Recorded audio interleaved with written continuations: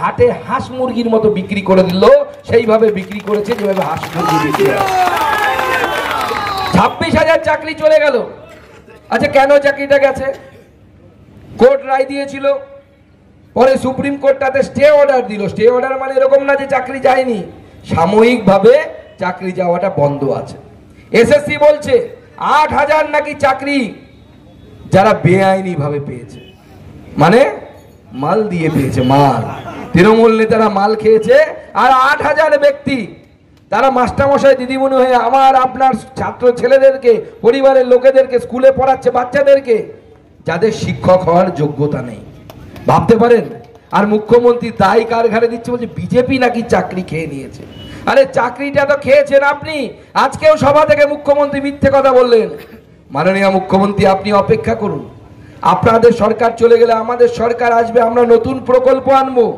কিন্তু একটা প্রকল্প আমরা চালু রাখবো আপনার নামগুলোকে কেন্দ্র করে, এবং সেই প্রকল্পে প্রথম পুরস্কার এবং শেষ পুরস্কার আপনাকে দেয়া হবে। সেটা হচ্ছে মিথ্যাশ্রী পুরস্কার। এই পুরস্কারটা ভারতবর্ষে আর কেউ পাবে না।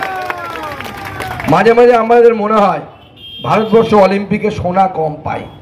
একবার মোদিজিকে বলবো, আমি রিকোয়েস্ট করব যে মোদিজি, আপনি একটা কাজ করুন, অলিম্পিক কমিটিকে কথা বলে মিথ্যে কথা বলার কম্পিটিশন এনে দিন। একটা গোল্ড মেডেল ভারতবর্ষ পাবে, আমরা মমতা বন্দ্যোপাধ্যায়কে পাঠাবো। জলজান্ত মিথ্যে কথা বলছে। আজকে মঞ্চে আমি দেখলাম মিথ্যে কথা বলতে গেলে, আমরাও মাঝে মাঝে বিপদে বলে মিথ্যে কথা বলি, কিন্তু আমরা একটু আমতা আমতা করি। আর মঞ্চে থেকে মুখ্যমন্ত্রী বলে যাচ্ছেন, বলছে কি সবাইকে ফ্রিতে রেশন দিই আমি। আরে মুখ্যমন্ত্রী, 80 কোটি মানুষকে, আর পশ্চিমবঙ্গের 6 কোটি 1 লক্ষ মানুষকে দিল্লি থেকে বিনে পয়সায় রেশন পাঠায় নরেন্দ্র মোদী, মমতা বন্দ্যোপাধ্যায় নয়। কিন্তু উনি মিথ্যে কথা বলে যাচ্ছে। আজকে ভাবতে অবাক লাগে, ওই মঞ্চ থেকে বলেন বিজেপি চাকরি খেয়ে নিয়েছে। জল পৌঁছচ্ছে নাকি মোদি পৌঁছচ্ছে না, সব নাকি দিদি করে দিচ্ছে। সমস্ত কিছু নাকি সে করছে, ফ্রিতে চাল দিচ্ছে, 1000 টাকার নাকি গ্যাস। আরে দিদি, 1000 টাকার গ্যাস তো সাধারণ গ্যাস 550 টাকায়, আর 500 টাকায় আমরা উজালা গ্যাস দেওয়ার ব্যবস্থা করেছি।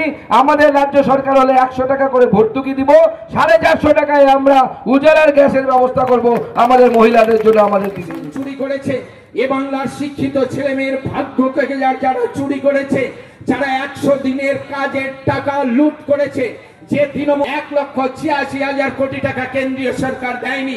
আপনারা জানেন অনুব্রত মণ্ডল থেকে শুরু কোটি টাকা বাংলার মানুষের টাকা যদি না দিয়ে থাকেন, তাহলে মমতা ব্যানার্জি কেন সুপ্রিম কোর্টে মামলা করছেন না?